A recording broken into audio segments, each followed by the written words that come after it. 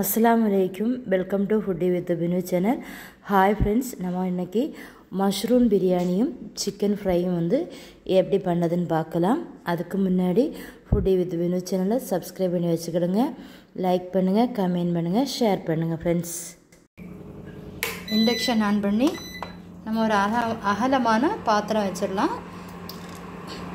தேவையான ஒரு 2 டீஸ்பூன் வந்து கோகனட் ஆயில் விட்டுடலாம். 1 டீஸ்பூன் வந்து கீ சேர்த்துடலாம். 2 ஆனியன் வந்து கட் பண்ணி வச்சுருக்கேன், அதை சேர்த்துடலாம். இப்போ நான் அதையும் சேர்த்துடலாம். 1/2 டீஸ்பூன் வந்து சால்ட்டு சேர்த்துடுங்க. சால்ட்டு சேர்த்து நல்லா மிக்ஸ் பண்ணி விடுங்க. ஒரு 4 பச்சை மிளகா, ஒரு துண்டு இஞ்சி, 4 பல்லு பூண்டு, இதை வந்து நான் கல்லில் போட்டு இடித்து போட்டிருக்கேன். இதை சேர்த்துடலாம். நல்லா மிக்ஸ் பண்ணி கொடுங்க.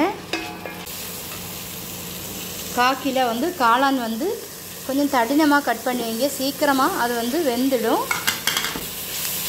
நல்லா மிக்ஸ் பண்ணி விடுங்க. இது கூட மல்லி இலை, புதினா இலை சேர்த்துக்கிடுங்க. ஒரு 5 டீஸ்பூன் வந்து நம்ம கேர்டு வந்து சேர்த்துடலாம். சில்லி ஃப்ளாக்ஸ் வந்து நான் வந்து ஒரு டீஸ்பூன் வந்து எடுத்து நல்லா க்ரஷ் பண்ணி இதில் சேர்த்துருக்கேன். ஏன்னா நம்ம வந்து காளான் வந்து இந்த பிரியாணி செய்யும்போது இப்படி செய்தால் இன்னும் நல்லா டேஸ்ட்டாக இருக்கும். அதுக்காக தான் 1/4 டீஸ்பூன் வந்து மஞ்சத்தூள் சேர்த்துக்கிடுங்க. கொஞ்சம் கம்மியாக சேர்த்தா போதும். 1 டீஸ்பூன் வந்து நம்ம பிரியாணி மசாலா இல்லைன்னா கரம் மசாலா சேர்த்துக்கிடுங்க. நல்லா மிக்ஸ் பண்ணி விட்டுக்கிடுங்க. இப்போ எந்த பாத்திரத்துக்கு நீங்கள் அரிசி அடிக்கிறீங்க அந்த பாத்திரத்துக்கு 1.5 பாத்திரம் தண்ணி விட்டுக்கிடுங்க. நல்லா மிக்ஸ் பண்ணி விடுங்க. காளான் பிரியாணிகள்லாம் நல்ல சுள்ளுன்னு சால்ட் இருந்தால் தான் நல்லா இருக்கும். நல்லா மிக்ஸ் பண்ணி கொதிக்க விடுங்க. இப்போ நம்ம மூடி வச்சிடலாம். நல்லா கொதிக்கட்டும். ஓப்பன் பண்ணி பார்க்கலாம். தண்ணி நல்லா கொதிச்சுட்டு இந்த டைமில் வந்து சால்ட் வந்து செக் பண்ணி பார்க்கணும், டேஸ்ட்டாக இருக்கான்னு. நல்லா கரெக்டாக இருக்குது. இப்போ நம்ம க்ளீன் பண்ணி வச்சுருந்த அரிசியை போட்டு கொடுக்கலாம். 1 கப் அரிசிக்கு 1.5 கப்பு தண்ணி, அந்த மாதிரி வைங்க. இப்போ நல்லா மிக்ஸ் பண்ணி விடுங்க.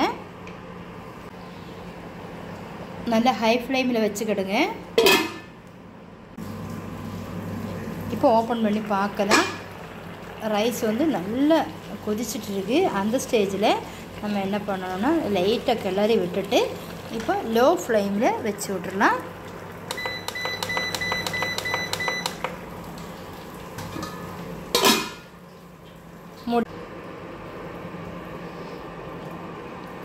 பக்காவாக வந்து ரைஸ் ரெடி ஆகிடுச்சு.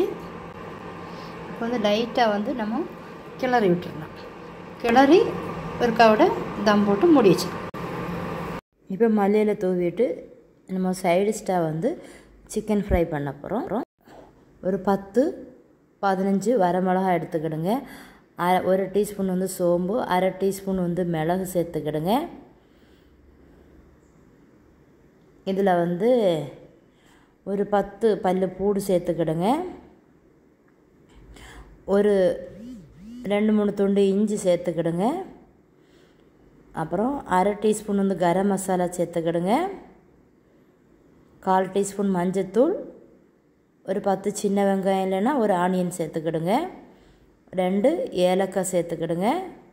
இதை நல்லா கொரகொரப்பாக நம்ம அரைச்சி எடுத்துக்கலாம். இப்போ அரைச்சி எடுத்துட்டோம்.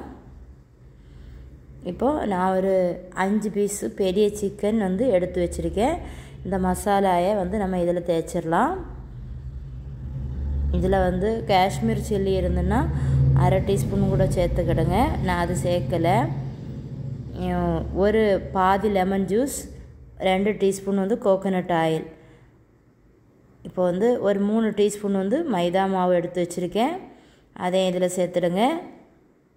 சேர்த்து கை வச்சு தானே நல்லா மிக்ஸ் பண்ணணும். அது கூட 1 டீஸ்பூன் வந்து சால்ட்டு, கறிவேப்பிலையும் போட்டு நல்லா மிக்ஸ் பண்ணி வச்சுக்கிடுங்க.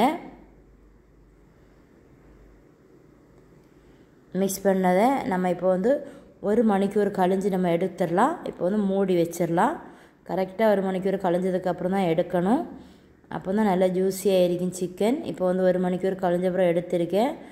இப்போ வந்து கோகோனட் ஆயில் வந்து தவாவில் விட்டுடலாம். விட்டு நம்ம வந்து இப்போ ஒவ்வொரு பீஸாக வந்து எடுத்து போடலாம். நல்ல டேஸ்ட்டாக இருக்கும். ஒரு தடவை சாப்பிட்டோன்னா திரும்ப திரும்ப குழந்தைங்க கேட்டு கேட்டு சாப்பிடுவாங்க. எங்கள் வீட்டு குழந்தைங்க அப்படி தான் இருந்தாங்க. அது மஷ்ரூம் பிரியாணிக்கு நல்லா இருந்துச்சுது. இப்போ ஒரு சைடு நல்லா வெந்துருச்சுது. இப்போ மறு சைடும் திருப்பி போட்டுடலாம். இப்போ நான் எல்லாம் திருப்பி போட்டாச்சு. நல்லா கிறிஸ்பியாக இருக்கும், நல்ல டேஸ்ட்டாக இருக்கும்.